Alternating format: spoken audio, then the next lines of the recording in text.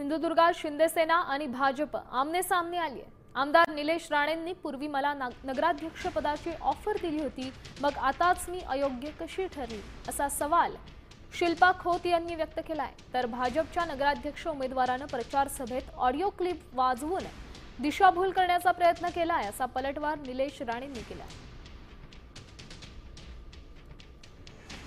पण जर तुमची इच्छा असेल आणि तुम्ही म्हणत असाल तर शिवसेनेकडून तुम्हाला नगराध्यक्ष पदासाठी सगळ्यांचं एकमत आहे तुमच्या नावाबद्दल, की सगळ्यांचं मत आहे की ताईने आमच्याकडून लढावं शिवसेनेतून नगराध्यक्ष पदासाठी।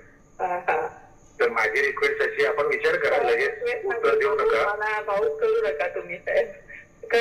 आणि सगळ्यांची इच्छा आहे की तुम्ही नगराध्यक्ष पदासाठी शिवसेनेतून निवडणूक, बाकी सगळं आम्ही बघून घेऊ। काही तुम्हाला माहिती आहे आपण कशासाठी कमी पडणार नाही बाकी। होय, एवढं लायक मला समजलं त्यासाठी आभार साहेब। तुम्ही सगळ्या आणि तुमचं काम आहे, तुमचं तिकडे सगळ्यांचं तुमच्याबद्दलचं मत चांगलं आहे। आमची सगळ्यांची इच्छा होती की तुम्ही असलात तर त्याला वेटेज जास्त येईल। होय, तर तुम्ही बायकर म्हणजे कानावर घालते साहेब।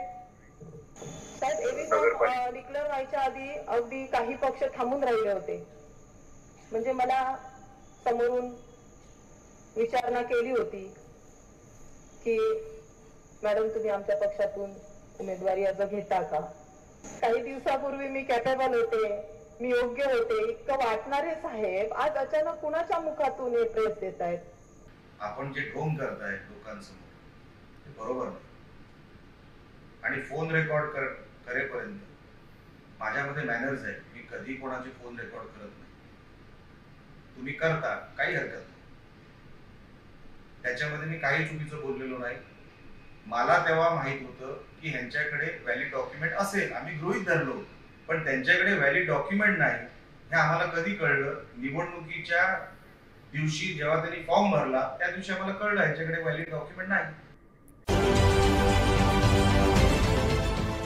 देश विदेशातील प्रत्येक घडामोडींचे लाईव्ह अपडेट मिळवण्यासाठी आता साम टीव्हीच्या सर्व सोशल मीडिया प्लॅटफॉर्मला लाईक, फॉलो आणि सबस्क्राईब करा। तसंच सर्व नोटिफिकेशनसाठी बेल आयकॉन प्रेस करायला विसरू नका।